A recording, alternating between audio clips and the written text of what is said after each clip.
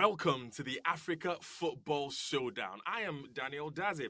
A little different today. We're going to do a special episode diving into life inside the Super Eagles camp and preview the big talking points ahead of the hosts, Ivory Coast, facing the team that has been the standout in this tournament, Senegal. That's coming up.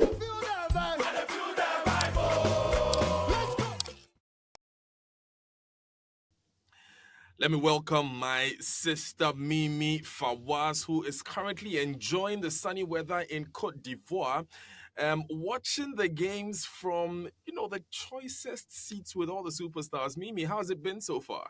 Akwaba, Daniel, hello. It's been great. I've been here now since just before the last 16 matches began. People are really lovely, very hospitable. I'm enjoying the local food. I had acheke the other day, the local food. I've been enjoying the warm weather. So I'm not missing the cold at the moment where you are at, Daniel, but I'll be catching up with you guys in a couple of weeks. I am so jealous, Mimi. Acheke is also my traditional food from the western part of Ghana. Because I know there are many Ghanaians here, and I think there's historically a link between both nations and what they were telling me. Exactly. So my tribe actually straddles the border between Côte d'Ivoire. Oh, how interesting. So acheke is mine. Yeah. Love it. Enjoy a bite for me. Enjoy a bite on my behalf. Don't worry, I will again. I have some with some aluko, which is plantain. That's what they call plantain here. And some grilled fish. So I'll be thinking of you next time I have it, Daniel. Let's not turn this into the Africa Food Showdown. We've seen footage of you having a good time at the stadium, at the stadiums. Tell me, how has it been like? Yeah, so I was, for the last 16 match, Nigeria and Cameroon, right here in Abidjan at the Felix Ofebwani Stadium. It was a really good atmosphere, to be honest with you, Daniel. It was packed. There were so many people at the stadium. And in fact, getting into the stadium, there was long traffic lights. And I was like, what's going on with the traffic? And I was told it's a big classic. It's Nigeria and v Cameroon. So everybody wants to come watch the match. And it was just really good being there and soaking up the atmosphere. I also got to watch it with some of the other legends who were around watching it. Diomansi Kamara of Senegal. There was Emmanuel Adebayo as well of Togo, who was working at JJ Okocha, was near me. Salomon Kalou was near me as well from Ivory Coast. So many different legends were there watching the match, and it was a really great atmosphere. What they're saying about this key crucial game is that Ivory Coast have been given a second, life, if you could say, because if you remember, they looked like they were on their way out. And it was Morocco scoring in their last game that helped them to qualify through to the next round. So they feel that, they've got to do it now. They've got nothing to lose. And I was listening to some interviews on social media today of Ivorians, and I couldn't stop laughing, saying a ghost is not scared, meaning he was saying they were already dead because they expected to be out.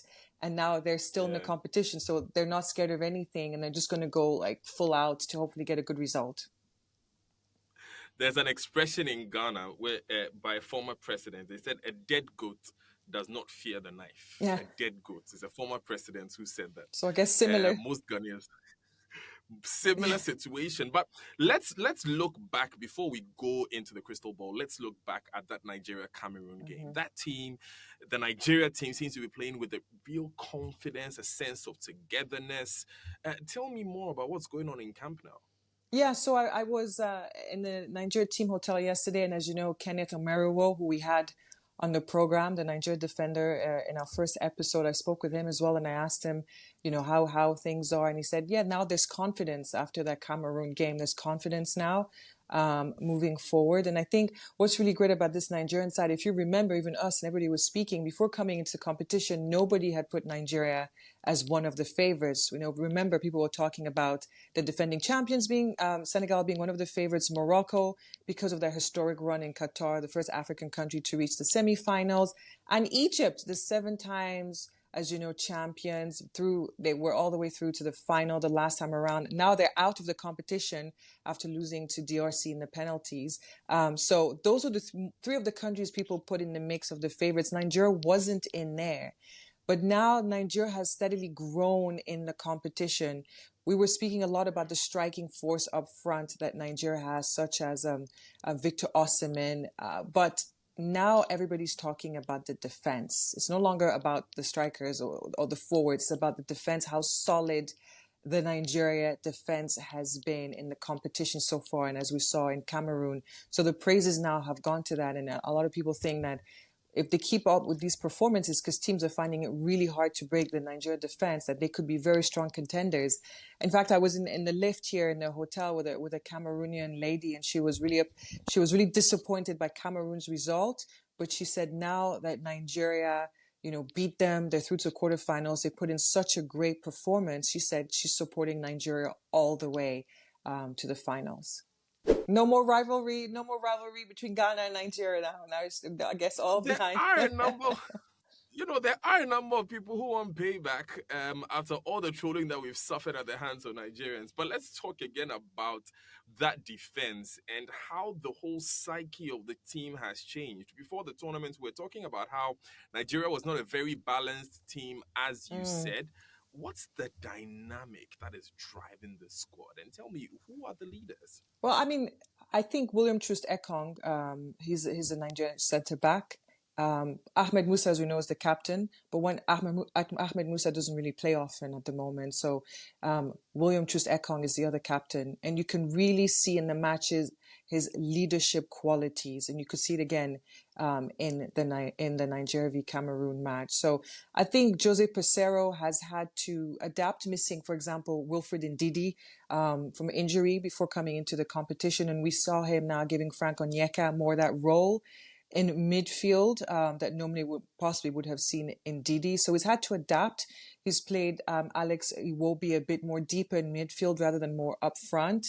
And as well, he's had Calvin Bassey, as we know, in the left back, and Ola Aina in right back. They as well have been very solid for Nigeria in the defense, and as well going up in the middle to help when they're, attacking. So they've been doing really, really well. And as well, I have to give props to Ademola Lookman, who scored those 2 goals for Nigeria in the Cameroon match. Victor Osimhen, a lot of people said, okay, maybe he hasn't been scoring as many goals as people expected, but his role in the team is still very important and vital, because you could really see how much pressure he was putting on the defense in the Cameroon match. It's not just about goals. It's also about him being able to free up space for other players by the pressures putting on the defense. That we saw Demola Lookman then was able to score, because now everybody's going to Victor Osimhen trying to neutralize it, but he's still playing such a key role. He might not be scoring the goals, but he's opening up play for other players then to spring up and score those goals.